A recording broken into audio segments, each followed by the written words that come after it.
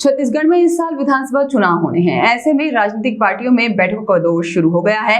BJP ने इसकी शुरुआत बस्तर संभाग से कर दी है। भाजपा प्रदेश प्रभारी ओम माथुर बस्तर के अन्य जिलों के दौरे कर कांकेर पहुंचे। यहां पर उन्होंने जिले के तीनों विधानसभाओं के सेक्टर प्रभारियों की बैठक लेकर कार्यकर्ताओं से मुलाकात की। प्रदेश प्रभारी ने उन्होंने आगामी विधानसभा चुनाव की रणनीति और कार्य करने के तरीकों की जानकारी देकर के कार्यकर्ताओं में जोश भरा। मीडिया से चर्चा के दौरान उन्होंने बताया कि इस बार विधानसभा चुनाव भाजपा पूर्ण बहुमत के साथ सत्ता पर आ रही है।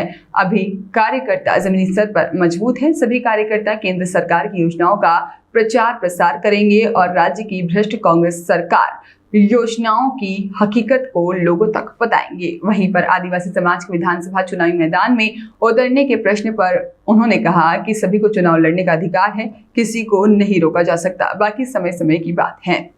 बनने के बाद तीसरे चरण का दौरा है।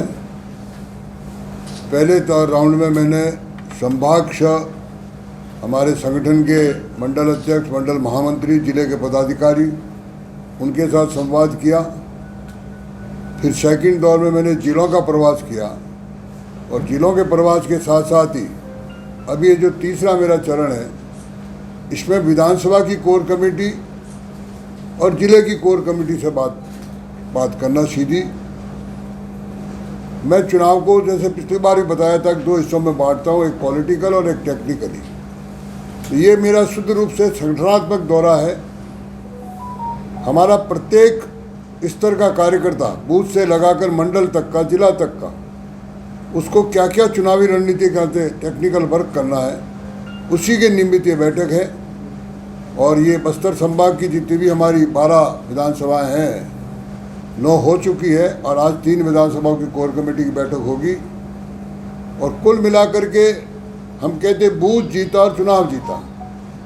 बूथ जीतने की क्या टेक्निक होती है, जो काम करते करते अनुभव में आया है।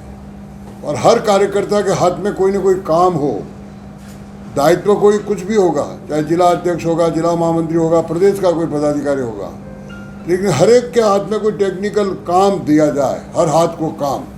इस निमित्त मुझे मेरा ये दौरा है। आप लोगों को कोई प्रश्न पूछना हो बैठे, मेरा आसपास दोनों ट्रैवल ले जा बैठे नहीं, जमीनी स्तर पे जो है, बूथ स्तर पे जो है बीजेपी का जो है, अभी मैं जो आपका अनुभव होगा, लेकिन अभी मैं सारी विधानसभाओं की कोर कमेटी में जाके आया हूँ। ये ट्राइबल एरिया पूरा बस्तर और मैक्सिमम 80% से ज़्यादा ट्राइबल कार्यकर्ता हमारे सक्रिय हैं। सर, हेलीकॉप्टर से दौरा करने का क्या रोड रास्ते से जल्दी से सारे कोर कमेटियों के साथ, क्योंकि ये बड़ा महीन काम है, तो जल्दी से सारा काम करना। और सीएम का चेहरा कौन होगा इस बार? कमल का फूल। सर, पिछले विधानसभा उपचुनाव में देखा गया था कि आदिवासी समाज जो है अपना खुद का कैंडिडेट उतारने की तैयारी की थी। इस बार भी शायद ऐसा करने वाले हैं, तो कहाँ तक इफेक्ट? ऐसे शायद का मैं जवाब नहीं दे पाऊंगा। लोकतंत्र में हर एक को अपना बात रखने का अधिकार है, हर एक को चुनाव लड़ने का अधिकार है, हर पार्टी को अपना विषय रखने का अधिकार है। अब ये तो समय पर बताएगा कौन क्या क्या है। राजनीतिक दल है, अब कई बार व्यक्तिगत पार्टियाँ भी बनती है, परिवार की पार्टी भी बनती है। तो लोकतंत्र में इसके लिए कोई ऐसा संविधान नहीं है कि हम किसी को रोकें। हर एक को अधिकार है चुनाव लड़ने का। कांग्रेस के शासनकाल में बीजेपी नेताओं को नक्सलियों ने टारगेट किया है और चुनाव को लेकर के जिस तरह से उनकी तैयारियां चल रही है, जिस तरह से अभी भी बम काफी पकड़ा रहे, लगातार हो रहा है, तो इससे आप कैसे वो करें? ये दुर्भाग्यपूर्ण है। मैं आपने प्रारंभ में बात कही, उस पर कोई ऑथेंटिक नहीं बोल सकता कि कांग्रेस के शासनकाल में, लेकिन आप बिल्कुल सही कह रहे हैं कि बहुत टारगेटिंग किलिंग की जा रही है। और मुझे ऐसा, मेरा व्यक्तिगत ऐसा मानना है कि ऐसे विषयों को राजनीति से न जोड़ते हुए राष्ट्र हित को ध्यान में रख करके सभी को मिलकर के इसका निदान करना चाहिए। कल ही जैसे मुझे दंतेवाड़ा जाना था, बीजापुर जाना था, तो एक रात पहले ही हमारे बूथ स्तर के कार्यकर्ता को टारगेट करके किलिंग किया गया। तो इसको निश्चित रूप से रोकना चाहिए और भारतीय जनता पार्टी की केंद्र की सरकार इसमें सीरियसली एफर्ट्स कर रही है।